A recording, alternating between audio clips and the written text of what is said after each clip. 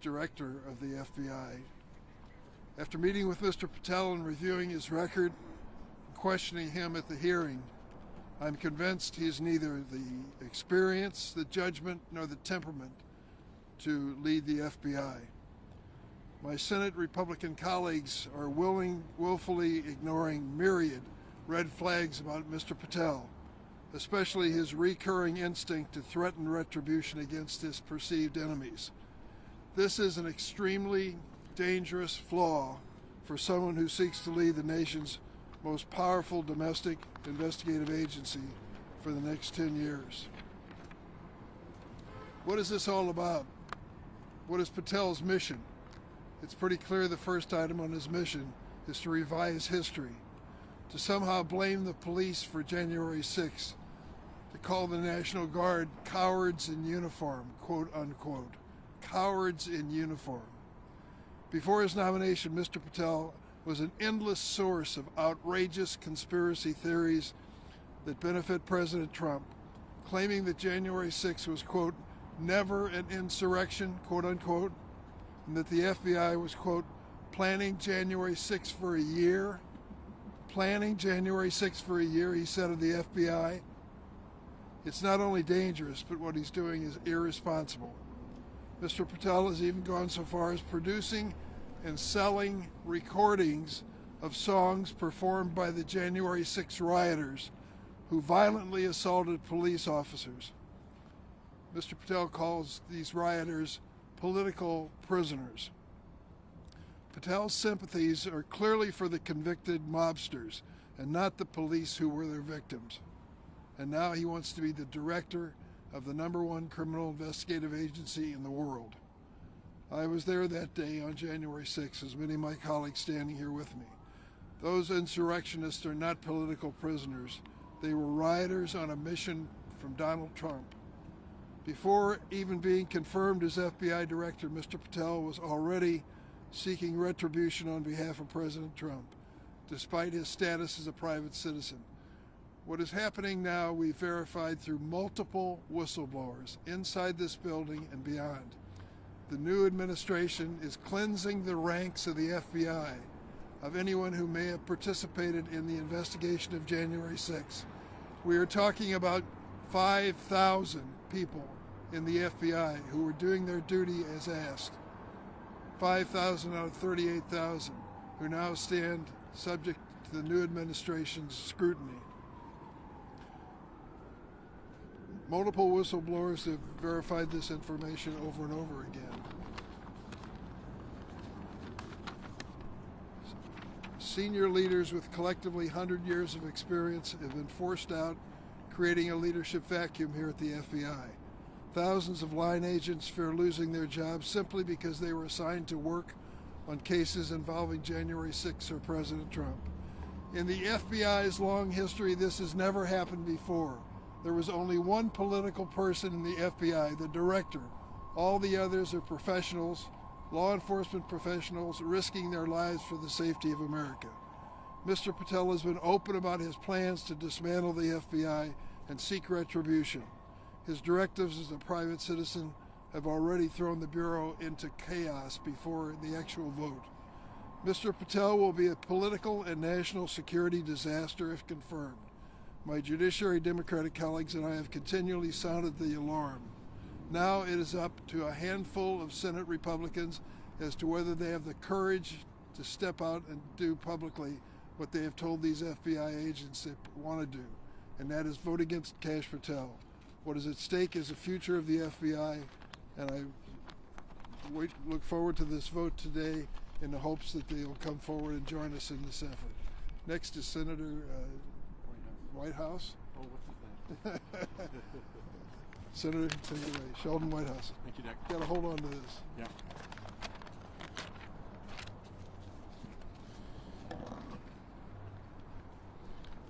When left to his own devices, Kash Patel has proven himself to be a wildly vindictive partisan. When around Donald Trump, Kash Patel has proved himself to be a sycophantic suck-up. He has multiple foreign entanglements that are not adequately explained, including Chinese interests through Cayman Islands shell corporations. This from a guy who in this building is supposed to look out against China and Russia. And last, this is the first senior law enforcement official in American history to have pled the Fifth, and he has been unwilling to even explain to the Judiciary Committee what crimes it was that he was concerned about that caused him to plead the Fifth. Kash Patel, mark my words, will cause evil in this building behind us, and Republicans who vote for him will rue that day. Senator Coons. This morning, tens of thousands of FBI agents got up to do their job, to serve our nation, to help to keep us safe. And later today, the Senate will vote on whether or not to confirm Kash Patel to lead the men and women of the FBI. The Bureau needs and deserves a politically independent and capable leader to stand up for the brave men and women of federal law enforcement. And after the confirmation hearing and questions, it's clear to me and my colleagues here that Kash Patel is not that leader. He is a yes man for President Trump, already undermining the critical bureau he wants to lead, already demonstrating an alarming willingness to do the bidding of a vengeful White House.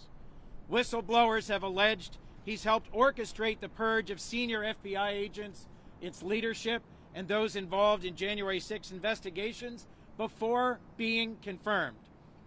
When Kash Patel in the future breaks the law, violates norms, erodes trust, and harms our public safety, every Republican who votes for him today needs to know that they will own those facts.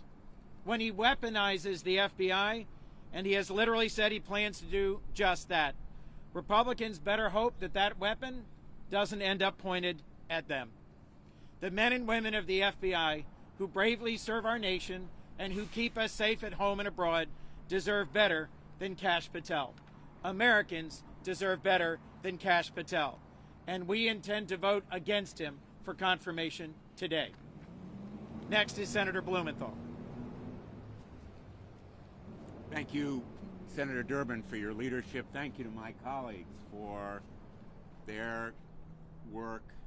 Many of us as federal prosecutors have spent a fair amount of time in this building.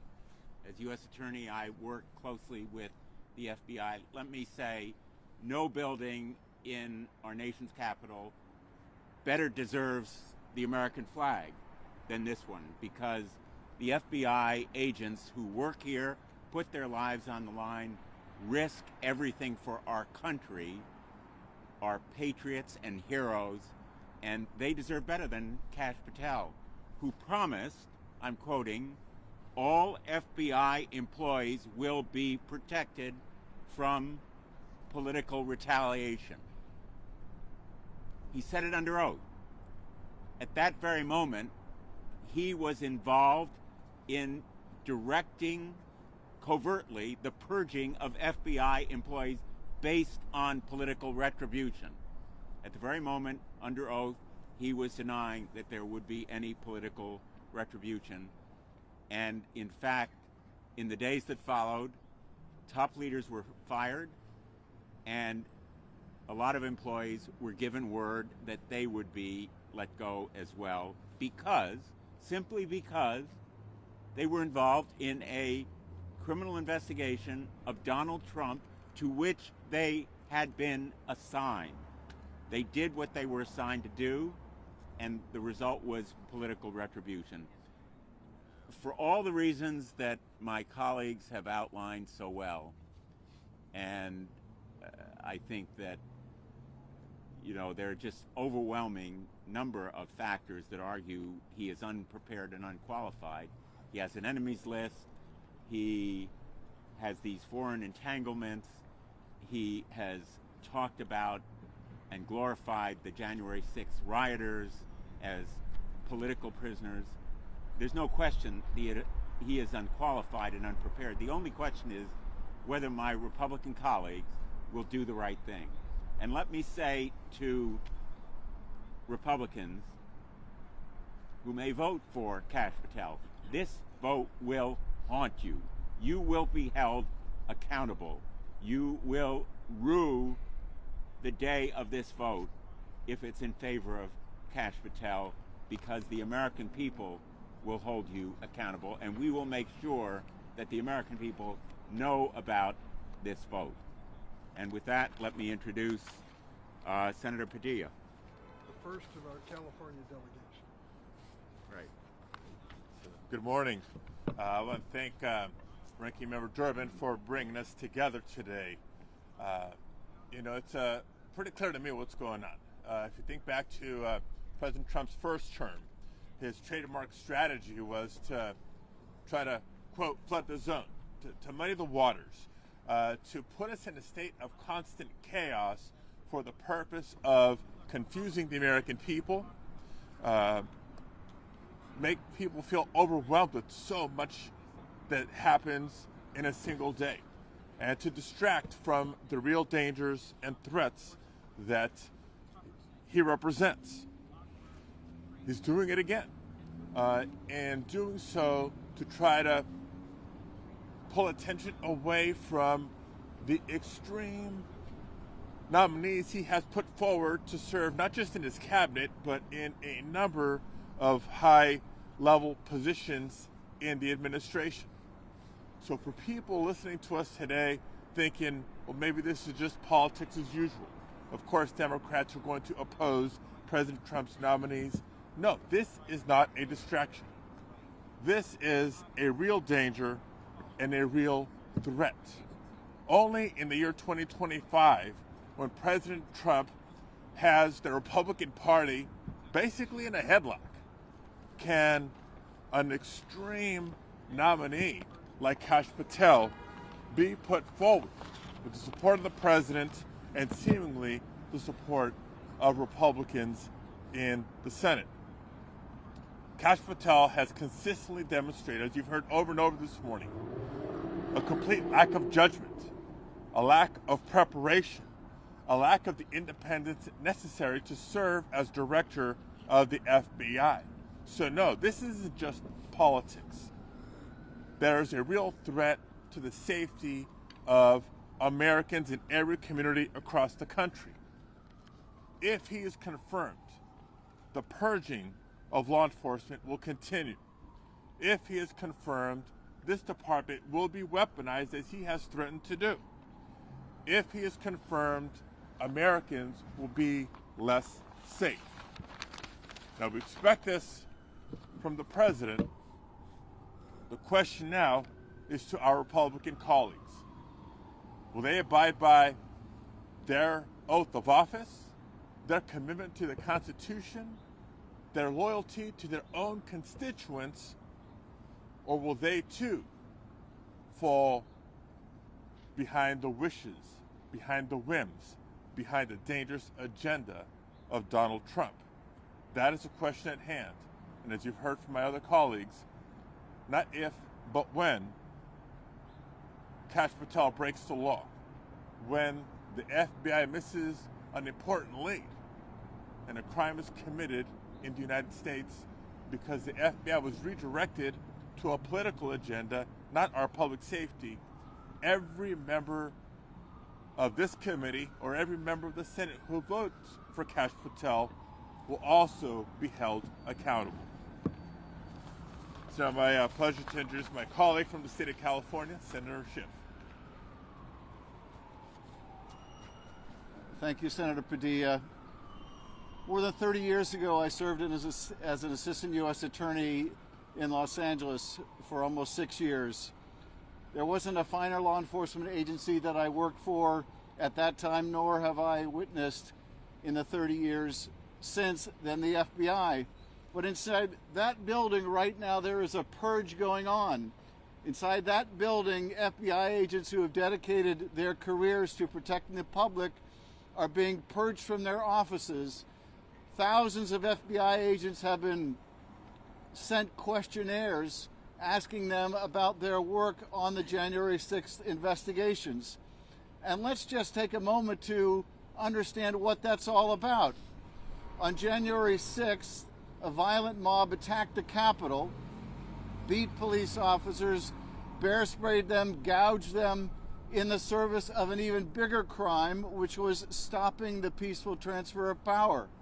Not only were these agents who are being purged assigned those cases and did their assignments, but they did so in a righteous prosecution against those involved in attacking police and attacking the peaceful transfer of power. But they're being purged. And the man that they would have head the agency, the man that Donald Trump would have head this agency, is someone who made common cause with those violent attackers. This is someone who joined them in song, helped produce music by these people who beat and gouged and bear sprayed law enforcement officers. This tells you something about the character of Kash Patel, or rather his lack of character. This is someone who has said he wants to close down this building and open it up as a museum of the deep state. This is someone who, when I asked him whether he was aware of any firings within the Bureau or any potential firings within the Bureau, said he didn't recall. Said he didn't recall when whistleblowers have said he was deeply involved in those firings of top FBI personnel. This is someone we cannot trust. This is someone who lacks the character to do this job, someone who lacks the integrity to do this job. We know that. Our Republican colleagues know that. The only qualification Kash Patel has to be FBI director is that when everyone else in the first Trump administration said, no, I won't do that, that crosses moral, ethical, and legal lines, Kash Patel said, sign me up. In the first Trump administration, as we are seeing in the second, you rise to the level of your sycophancy, and no one is a bigger or more dangerous sycophant than Kash Patel. This political hack does not deserve to be in this building. He can't do the job. He won't protect the public. He will misuse the resources of the Bureau. He will weaponize it against the president's political opponents rather than protecting the safety, the public safety of the American people. We will vote no. Our Republican colleagues, intimidated by this president and threats of primary challenges from MAGA world, may vote to confirm him. But as my colleagues have said, they will have to live with that vote, be accountable for that vote, and be accountable for all the destruction that Patel does to this premier law enforcement agency. We stand, us Democratic members of this Judiciary Committee, stand shoulder to shoulder with the professionals in the FBI, with law enforcement everywhere, and we wish our colleagues would do the same. And with that, let me proudly introduce my colleague, Peter Welch. Thank you, Mr. Chairman. It's like we're in the Windy City here, kind of Chicago cold. You all are doing pretty good. Well, it's not quite Vermont cold. I mean, we know cold in Vermont. You know, I'm not going to repeat the things my colleagues have said, which I agree with, but here's the context. Since January 20th, Donald Trump has been on a lawless rampage. He has invaded the authority of Congress by canceling programs that have appropriated funds. He's inflicted cruelty on people who have been loyal public servants and agencies across the country. He is threatening farmers with these high tariffs, calling it an emergency. Kash Patel is a crown jewel in this lawless rampage. He's an instrument of Donald Trump's effort to destroy the Justice Department and the FBI so that he is absolutely and completely not only above the law, but beyond the law. He's called it my Justice Department. Kash Patel agrees. He willingly agrees to carry out the vengeance tour of Donald Trump. That's what he does. This FBI, it has been so revered in our country. Sure, it has issues at various times, as every agency does. But this has been a non-political agency, no longer. And when in the confirmation hearing, my colleagues, Adam Schiff and others asked about the purge, he heard nothing, see nothing, hear nothing, say nothing. He didn't know anything about it. 2 days later, it comes out he was masterminding it and implementing it as he was lying to us in the committee. So the biggest threat to our country right now is Donald Trump's frontal assault on the rule of law. And one of the generals in that assault is Kash Patel. We must defeat his appointment as the FBI director. Thank you. Questions? Too cold for questions? Too cold for questions. All right. We're out. Thank you. Thank you all. All right, gentlemen. Great Thank job. you.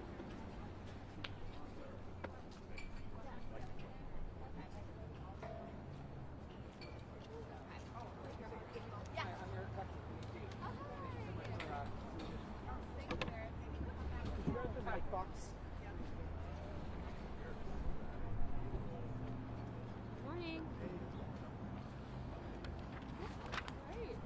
Thank you guys so much for coming out in the cold.